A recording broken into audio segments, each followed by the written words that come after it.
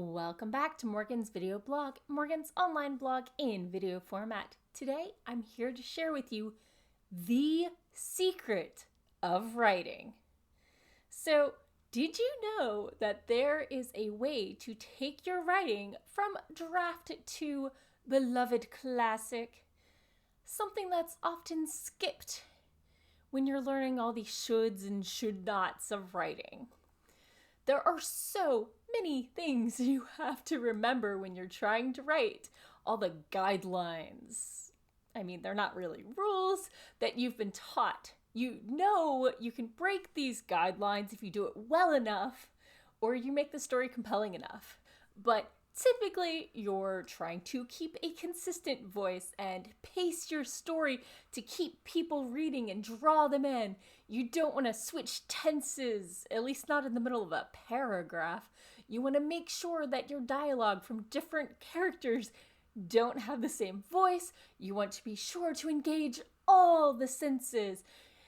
You want to avoid adverbs and passive voice wherever possible. You want to copy edit and make sure it reads well. You want to create characters that are relatable, and it goes on and on. And you're trying to juggle all these things in your head when you're trying to write. It's impossible. It really, really is. The list of things that we as writers are expected to remember, the techniques and skills that we should wield, is virtually endless. And it seems like a daunting task because it is a daunting task. Side tip, daunting needs to get used more. I like that word.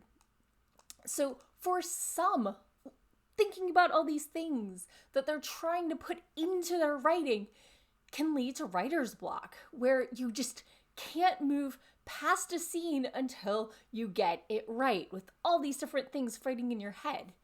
And for others, they look at their work and they compare it to published works and they're like, I can't write like that. And they despair. And that can suck the heart away from a writer and take their drive. But the secret that those idealized published writers know, the one that most of your teachers just didn't realize needed to be mentioned, you can write in layers.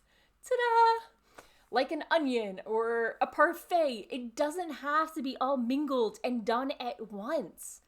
Now, I may have mentioned this before. Writing in layers. It's something that many of us do naturally, but adding the intent and narrowing your focus during a particular editing session can be the key to making your manuscript something you're proud of. So without the struggle to do all the things at once, you can actually finish your rough draft. And once your rough draft is done, you can go back and add the layers, the complexities, the intricacies that make your manuscript sing. This is exactly why NaNoWriMo works for a lot of writers. Yes, people who win NaNoWriMo tend to be very goal-oriented, but the artificial timeline, we're almost forced to get our story down while using only our writing strengths and ignoring all of our weaknesses. Like a painter on a canvas, starting with large strokes and then finally layering on more and more detail until the picture is stunning. Writers can work the exact same way. So for me, as I've said before, my writing tends to be focused on the main character, both in their head and how they're interacting with the world. When I go back to layer things in, the first thing I'm usually looking to do is to add more sensory detail to the world to make it more three-dimensional.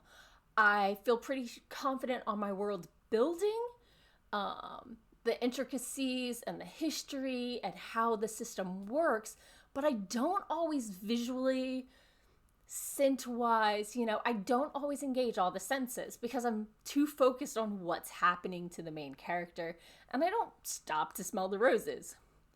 Next, when I go through, I try to remove some of my main characters' mental observations because they can get a bit wordy, That's what I'm focused on, but the plot and the story doesn't necessarily work for pacing purposes.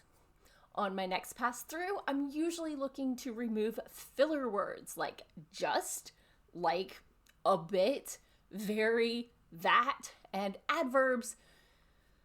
Mostly I just look for the ones that end in ly because they're pretty easy search, find and replace function. And finally, I go through and I read what I've polished and edited and cut and added to make sure it's still coherent, cohesive, sounds right, has the right mouth feel, and doesn't get too repetitive. So writing in the past tense is my default. So I don't usually need to worry about my tenses, and I can't read my work or a beta's without copy editing, so that naturally happens for me. I don't need to focus on it. But if your strengths lay in other places, types of editing, types of writing, feel free to do an editing pass for what you need to do. Because that's what this is, fixing your story, not fixing my story. So often, the more complex the storyline, the more skilled it seems from the outside. But if you write with time hops or carefully sprinkled in clues or multiple points of view, there's no reason you can't write one point of view all the way through and then write the next one. No one has to know that the time hops were actually written in order. And who can prove that those carefully sprinkled in clues weren't added during post-production? Let me know what layers come naturally for you and what ones do you have to focus on to get right.